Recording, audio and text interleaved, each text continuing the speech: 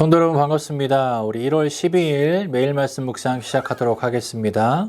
우리 함께 찬송가 370장 주 안에 있는 나에게 우리 함께 찬양하겠습니다.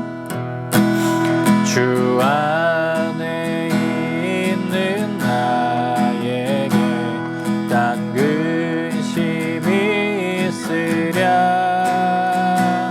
십자가 밑에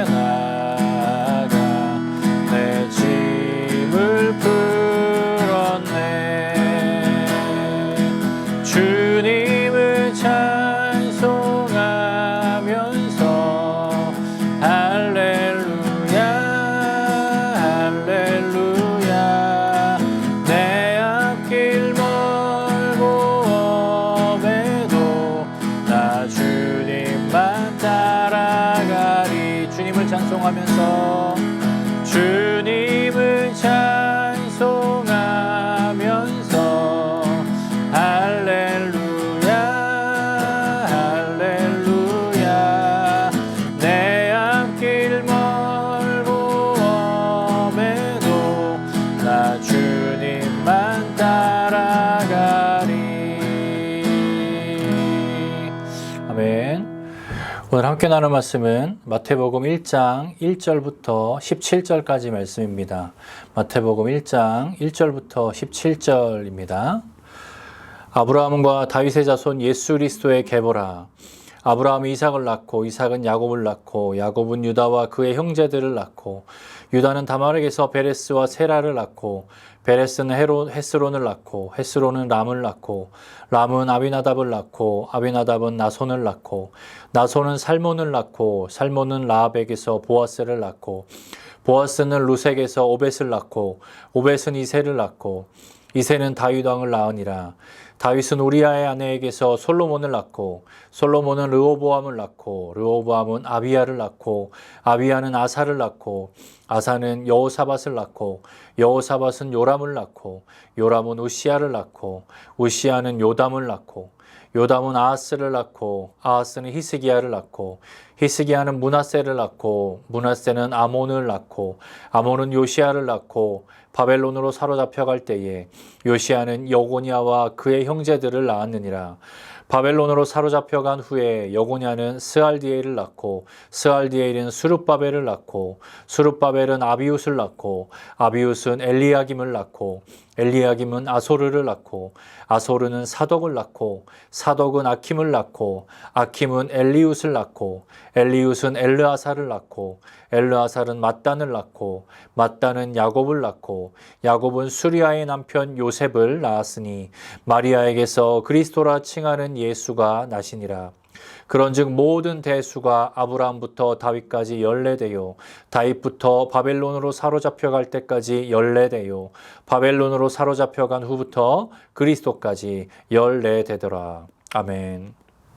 오늘부터 복음서 중에서 마태복음을 묵상하게 됩니다. 이 마태복음을 묵상하며 다시 한번 하나님의 구원에 대한 그 놀라운 사랑과 하나님의 놀라운 은혜를 경험하는 그런 시간이 되기를 바랍니다.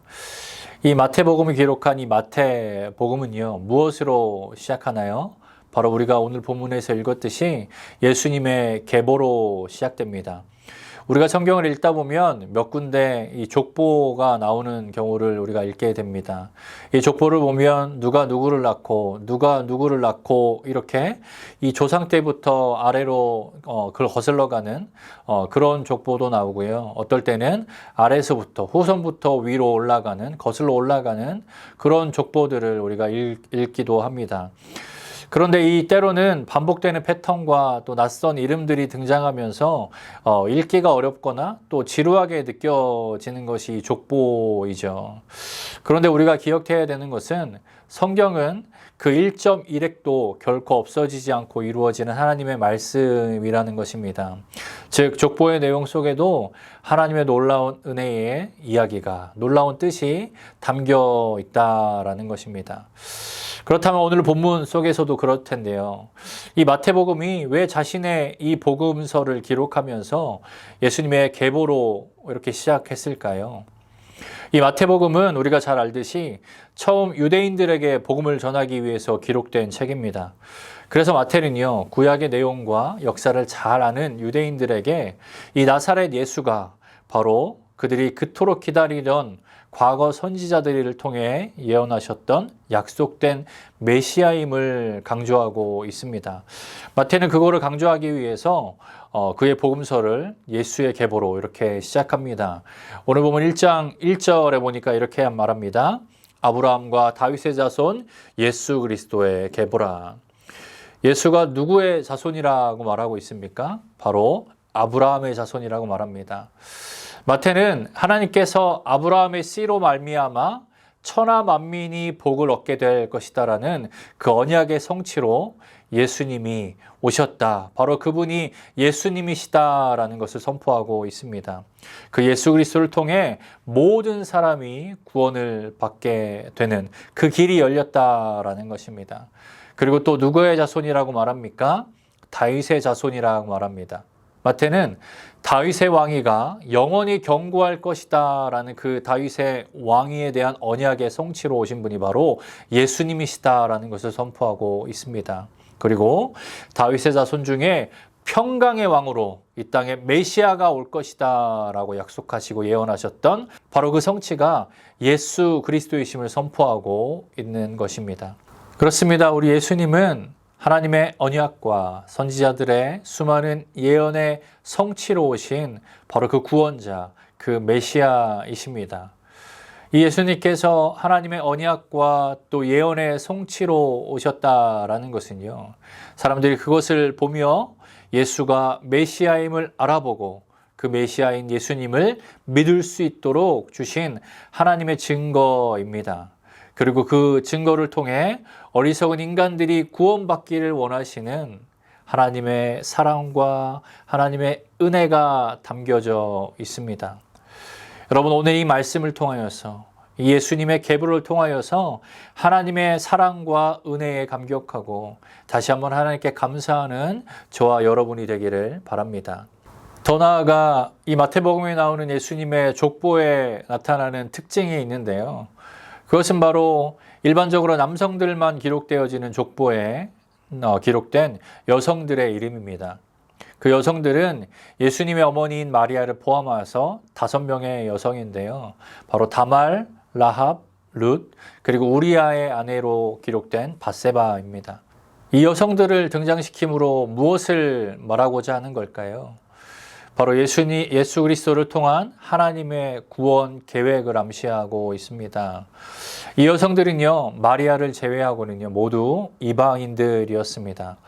마태는 이 이방 여성들을 족보에 기록함으로 예수 그리스도를 통한 하나님의 구원 계획 속에 이방인들도 포함되었다라는 것을 말하고 있는 것이죠. 그리고 이 여인들은 이방인일 뿐만 아니라 흠이 있었던 죄인들입니다. 다말은 시아버지를 속여 동침하여 자식을 낳았던 여성입니다. 라합은 여리고성에서 기생으로 일하였던 여성이죠. 룻은 하나님의 총회에 들어오지 못하게 하셨던 모압 여성입니다. 그리고 우리아의 아내 밧세바는 다윗과 불륜을 저질렀던 여성이죠.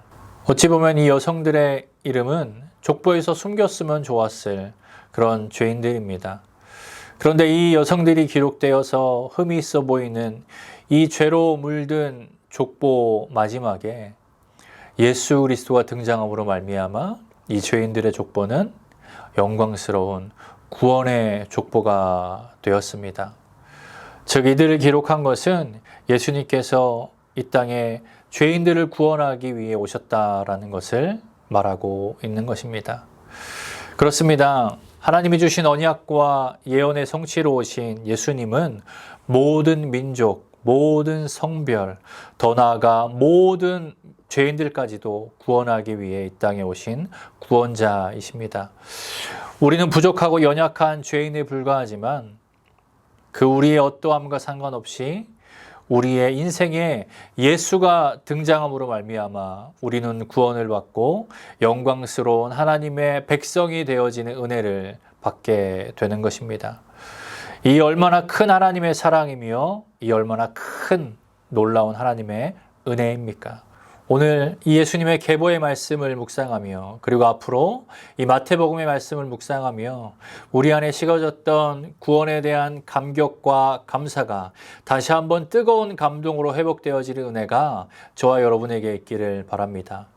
그리하여 그 은혜를 통하여서 올 한 해도 내가 믿음으로 말미암아 또 하나님의 구원에 대한 감격으로 말미암아 능히 믿음으로 살아내겠노라는 결단과 그 삶으로 이어지는 은혜가 저와 여러분의 삶 가운데 있기를 바랍니다. 기도하겠습니다. 사랑하는 하나님 감사합니다. 오늘 말씀을 통하여서 예수님께서 이 땅에 오셔서 우리에게 베풀어 주신 이 구원의 은혜가 얼마나 크고 놀라운 하나님의 사랑과 은혜인지 다시 한번 깨닫게 됩니다. 주님, 이 깨달은 하나님의 사랑과 은혜를 고씹으며 우리 안에 구원의 감격이 회복되어지고 우리의 삶 가운데 믿음으로 능히 매일매일 승리하며 살아갈 수 있도록 은혜 허락하여 주시옵소서. 이 모든 기도 거룩하신 예수님의 이름으로 기도하였습니다. 아멘. 화요일 기도 제목으로 함께 기도하길 바랍니다. 첫 번째로 온라인 예배와 모임을 위해서 기도하겠습니다. 온라인으로 모이지만 동일한 하나님의 은혜가 있도록, 그리고 참석자들은 정성을 다해 예배하고 또 모임에 참여하도록 기도해 주십시오.